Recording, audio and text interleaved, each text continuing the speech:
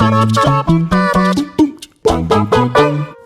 there, I'm Josh from WhatCulture.com and I hope you're all having a lovely day. Before we jump into the video proper, I just want to say that usually I'm actually quite scared when it comes to reading the comment section, but on the past two videos we've done, the Red Dead video and the Heavy Rain video, the suggestions you guys have had for this daft series and the name for it have been honestly, chef's kiss, superlative, absolutely cracking, and I have been belly laughing my way through them. By far the most upvoted suggestion was Josh So You Know, which I've actually mangled there. I don't actually say it as well as it looks written down, which kind of sucks.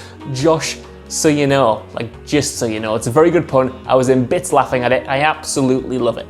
Just checking my notes as well, someone else also suggested joshing around, which to be honest I prefer to leave as a phrase I use in the bedroom, and someone else said don't let me brown, which I think is actually quite good. I try not to let you all brown every single week, and I'm going to continue trying and failing at that. The final one I really liked was called Josh's Fact Files, which, you know, it doesn't have the same ring to them that the other ones does, but it makes me sound like I'm a detective and like I'm in L.A. Noire, which, as we all know, it can only be a good thing.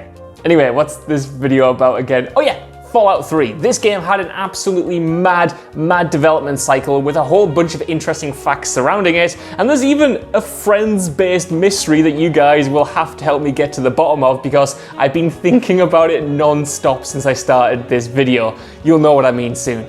As always though, I'm Josh from WhatCulture.com and these are 10 things you didn't know about Fallout 3. Number 12, VATS had an unlikely source of inspiration. VATS is one of Fallout 3's more impressive combat features, offsetting the admittedly clunky gunplay by allowing players to stop time and play a numbers game by targeting specific body parts and turning them into a bloody mess. Creating their first shooter in a decade didn't come easily though, and Bethesda actually had an unlikely source of inspiration for the gory feature, Burnout. Apparently the devs had been binging EA's series, I mean who could blame them, and became particularly enamored with the crash replays, which would slow down time and show the destruction of the vehicles from a bunch of different angles, savouring each impact. They applied that same concept to the VAT system, with each shot being shown off in glorious slow motion and particular emphasis on destroyed body parts. Number 11, special sounds. Since writing these articles, it's become apparent that the most inventive part of any game's design comes in creating the sound. Because releases like Fallout focus on situations that have no real-world reference, or if they do, they're not easily recreated without first dropping a couple nuclear bombs, the developers had to get creative in constructing the soundscape. As a couple examples, the sound of the Fat Man mini nuke launcher firing is actually the dinner bell at Bethesda Studios. Honestly, for me, the biggest surprise there is that some offices have a lunchtime bell like their schools. Is this normal?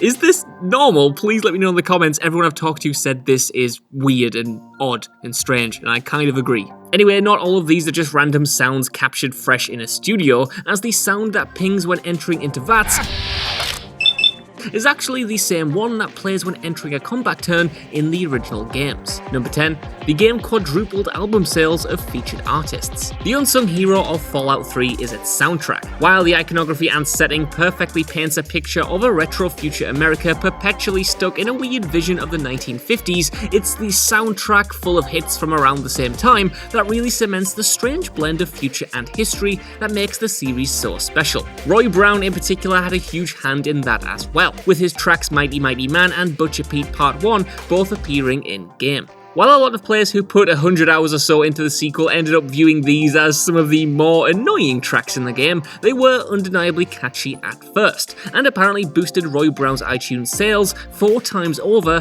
following the launch of the game. His music became so entwined with the universe, in fact, that the 4th game actually featured 4 of his tracks on the radio, no doubt introducing even more players to his work. Number 9. Courtney Cox had an odd history with Bethesda. Admittedly, this one has only shown up here as a crossover with the Fallout New Vegas list, which had more than a few entries focused on Friends star Matthew Perry's involvement in the spin-off. Well, it turns out he's not the only member of the Friends cast to have a history with the series, as Courtney Cox, Monica Geller herself, actually briefly worked at Bethesda in the 1980s. Doing what, I hear you all ask? Well, I'm not entirely sure, to be honest. Looking online, everyone seems certain that she was definitely employed, but nobody really knows what her actual role was. Either way, this came full circle in 2008 when Cox hosted the American launch party of Fallout 3 with a bunch of other celebrities. Maybe even former co-workers, maybe she runs the company in secret, literally nothing is off the table, Illuminati confirmed. Number 8. A surgery healing minigame was going to be included. Fallout, in stark contrast to The Elder Scrolls, never shies away from violence. Hell, with perks like Bloody Mess and the ability to specifically target body parts, it absolutely revels in it. This love of pure grossness was at one point going to extend to the player as well, with there being a full minigame based around the Vault Dweller repairing their injuries via on-site surgery. Apparently, it was just as brutal in practice as it sounds on paper, or I guess coming out my mouth.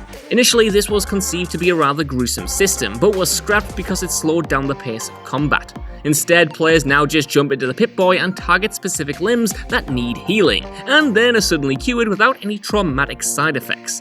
Those stim packs really can do anything, can't they? Number 7. Tenpenny Tower had its own radio station. For as iconic as the actual soundtrack of Fallout 3 is, it was only as effective as it was because it was framed around the fictional radio stations broadcasting over the Capital Wasteland. Bethesda's game featured 2 main stations, Galaxy News Radio, hosted by DJ 3Dog, Bow Wow, and the Enclave Radio, hosted by President John Henry Eden, more on him later, but a third was in development at one point. Tenpenny Tower is a pretty significant area in the game, a place for affluent, well-off survivors living in luxury, a setup that lends itself well to a radio station. Set to be hosted by Alistair Tenpenny, the station was cut during development, but dialogue was still found in the game's files. My favourite section of this was called Tenpenny Truisms, where old Al himself would reel off the kind of life mottos you'd expect a rich fella like him to spout. Number 6. A bunch of monster designs never made the final game. Fallout 3 isn't exactly lacking in unique and awful monsters to fight, but Bethesda had plenty of ideas and designs during development that sadly had to be cut for the final release. A bunch of these were different variations on the Floater, a monster type which was left on the cutting room floor. These essentially would have been like a mix between Doom's cacodemons and Fallout's bloaters, being weird blobs of mutated flesh and teeth that, as their name suggests, float around the wasteland. Oh, and they'd burp toxic gas as well. Never good, in fact, that's always pretty bad if you ask me. Fortunately, a cartoony variation on these guys did eventually show up in Fallout 76. Other discarded concepts included a catfish Mirelurk, which would have essentially been a giant mutated catfish, and a variation on the Wanamingos, which appeared first in Fallout 2. Number 5. Liberty Prime was originally pilotable. One of the biggest criticisms held against Fallout 3 is that it has a pretty terrible end to the main story. The tale of the Vault Dweller attempting to purify the water supply of the Capital Wasteland tried to climax on as epic a note as possible, with the Brotherhood of Steel launching a push to complete their goal with the aid of Liberty Prime, a huge robotic mech that could lay down fiery laser death from above. Admittedly, it is kind of exciting to watch unfold, but the issue is the player doesn't actually get to engage with any of the cool stuff, they just get to watch. They don't really have to do anything, simply follow the robot's big ass while he steals all the kills and pretty much completes the level for you.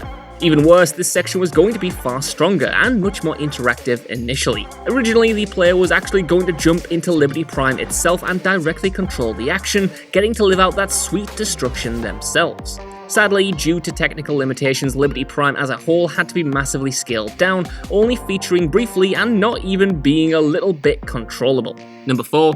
There was a real Vault-Tec phone number you could call. This is actually something of a legacy Easter egg by this point, but there's been a bunch of different phone numbers released on fake Fallout posters that actually work if you phone them up. During the E3 2008 trailer for the third game, which dropped shortly before release, a Vault-Tec support phone number was shown on screen, and it would actually put you through to a quote-unquote real message from the company if you did ring up. The gag returned when Fallout 4 was announced, this time with a number for the support line appearing on the official website. Ringing up this time would put you through to an automated message which gleefully explained, "Thank you for calling Vault-Tec, your first choice in post-nuclear survival. We're sorry, but due to unexpectedly high call volume, all representatives are currently busy. Please stay on the line, and someone will be with you as soon as possible. There are 101,000,000 callers in front of you. Estimated wait time 78,643 hours. Thank you for calling Vault-Tec. Have a wonderful day. Even better than this though, Bethesda has kept these numbers open right until the launch of another game, so he is hoping they continue this trend with Fallout 5. Number 3. The Oblivion with guns criticism was almost too accurate. Because Fallout 3's core design was based on the game engine and tools Bethesda had perfected across the Elder Scrolls series, it quickly became dubbed Oblivion with guns at launch. While that isn't a totally off-base summary of the sequel itself, considering the obvious similarities even at a glance, it was almost much more on the money. That's because with this being Bethesda's first shooter since the 90s, the studio had actually prototyped the gun mechanics using the base they'd already built from Oblivion.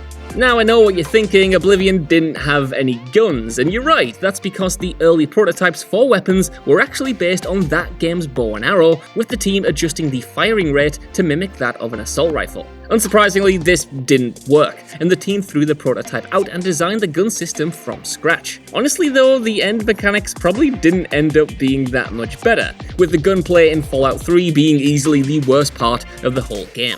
Number 2. Bill Clinton was the original choice for John Henry Eden. John Henry Eden is a quintessential Fallout character. He's the surviving president of the United States, and his idyllic, hopeful tones light up the Enclave radio station where he plays songs, relays you with tales from his childhood, and talks up the future of America.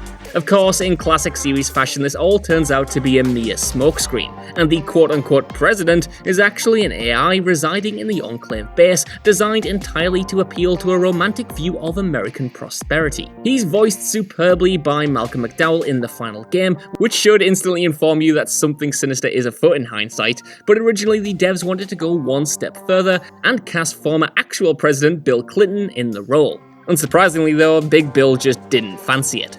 Still, it is nice to think about what could have been. I mean, imagine booting the game up and hearing him over the radio waves. Surreal just doesn't cut it.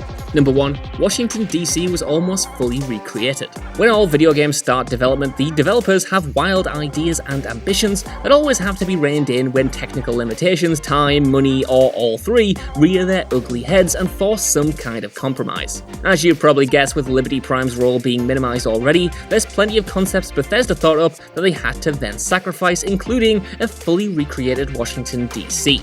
In the final game, the studio's post-apocalyptic version of DC was still impressive, but it was half the scale of what was initially intended. Originally, every real area was going to be faithfully recreated, but when that would take up too much space, Bethesda opted to drop sections in favour of a denser surrounding world. Though it hasn't been commented on really, the problem could have been to do with having so many buildings in the same location. Fallout 3's open world infamously had to be split up by underground railways to avoid having load screens in the wilderness, so this could have been a contributing factor.